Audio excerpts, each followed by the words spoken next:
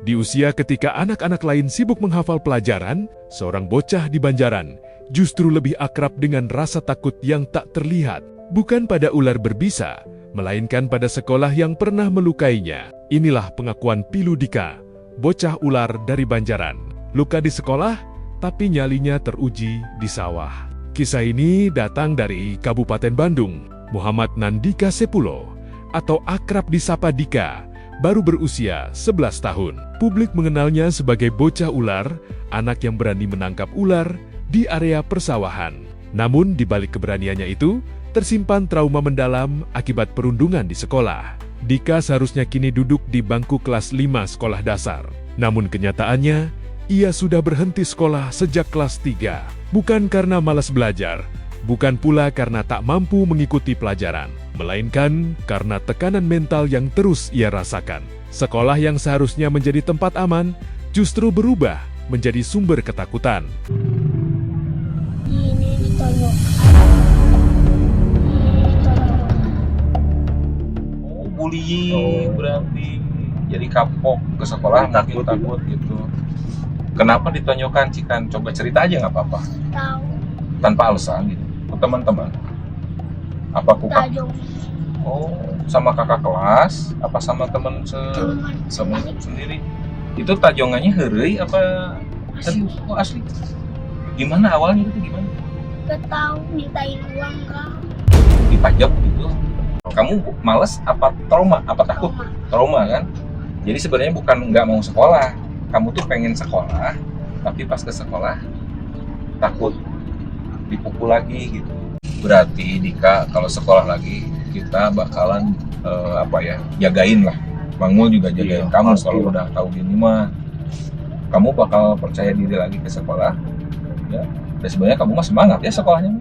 Ibu Dika, Reka Novianti, mengaku tak langsung mengetahui apa yang dialami anaknya. Dika memilih diam, memendam rasa sakit itu sendirian. Baru belakangan terungkap bahwa sang anak mengalami perundungan yang meninggalkan trauma hingga enggan kembali ke ruang kelas. Kini, Dika adalah anak pertama dari 4 bersaudara. Di usianya yang masih sangat belia, ia justru dihadapkan pada pilihan-pilihan berat. Keluarga berharap Dika bisa kembali bersekolah dan meninggalkan aktivitas berisiko yang selama ini ia lakukan demi membantu dan bertahan. Kan Dika suka jual ular ke Mang Mul. Uangnya itu suka dikasihin ke adik-adiknya, bener nggak? Iya, suka dikasihin.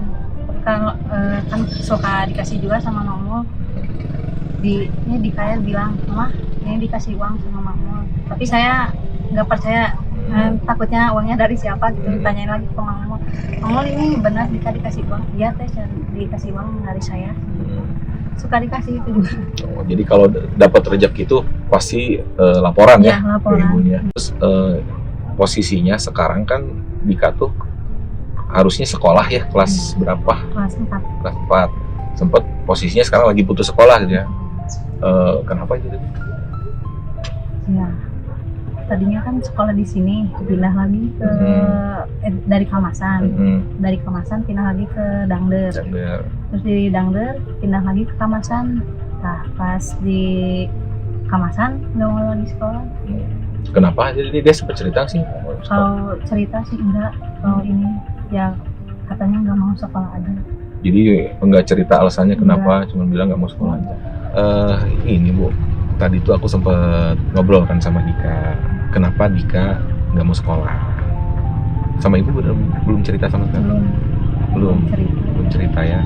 Jadi ternyata ya kita sebagai orang tua juga harus memperhatikan bagaimana alasannya. Kan nggak mungkin ya anak nggak sekolah tanpa ada alasan. Jadi lingkungan sekolah yang sebelumnya yang di Kamasan berarti ya, Dika itu ternyata dipalak, sempat dipukul katanya, dan dimintai uang 10.000, sempat lari terus dikejar. Dan itu kejadiannya cuma sekali tadi dia cerita. Gara-gara kejadian sekali itu, itulah yang bikin dia trauma gitu.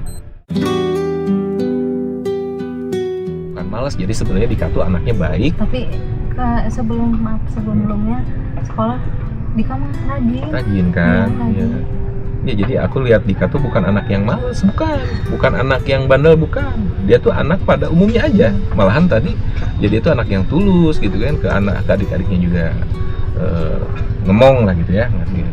Jadi gara-gara itu mungkin ya kita pasti support dia untuk ke arah sekolah gitu ya. Harapan itu juga datang dari banyak pihak.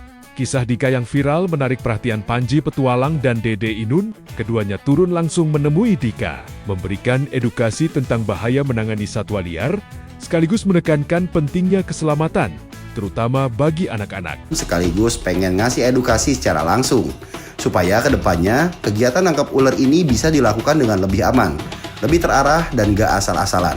Jadi ini ular air ya, semi akuatik, LAP radiata atau ular sapi, ular pemakan tikus yang biasanya sering banyak ditemui di areal kebun sama sawah.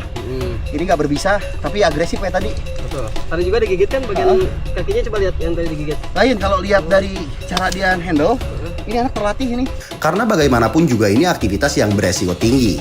Tak hanya itu, secercah cahaya juga datang dalam bentuk bantuan beasiswa pendidikan dari Tuku Emas Bandung. Dukungan ini diharapkan bisa membuka kembali pintu sekolah yang sempat tertutup oleh trauma, agar Dika tak kehilangan hak belajarnya. Sedikit mungkin ya bentuk bantuan dari kami. Mudah-mudahan ini bisa membantu Dika juga untuk melanjutkan sekolahnya. Amin. Amin. Beasiswa buat Dika. Alhamdulillahirabbil alamin. Bisa membantu lagi ke depannya dan sampai apa menjadi apa. Amin. Dari Wah, nggak semua ngalah orai 2 bulan mana Dika. Alhamdulillah, jazakallah khairon kasiron, mugia kagentos ku rezeki nu sapaid-paid ya Allah. Kanggo Tuku Emas sareng tim, sareng reng-rengan. Amin ya Allah ya Rabbal alamin. Alhamdulillah teman-teman, semoga dengan adanya bantuan beasiswa dari Tuku Emas ini, Dika bisa kembali bersekolah, melanjutkan pendidikannya, dan bisa belajar dengan lebih semangat untuk meraih masa depan yang lebih baik. Terima kasih buat Tuku Emas Bandung. Atur nuhun buat Tuku Emas.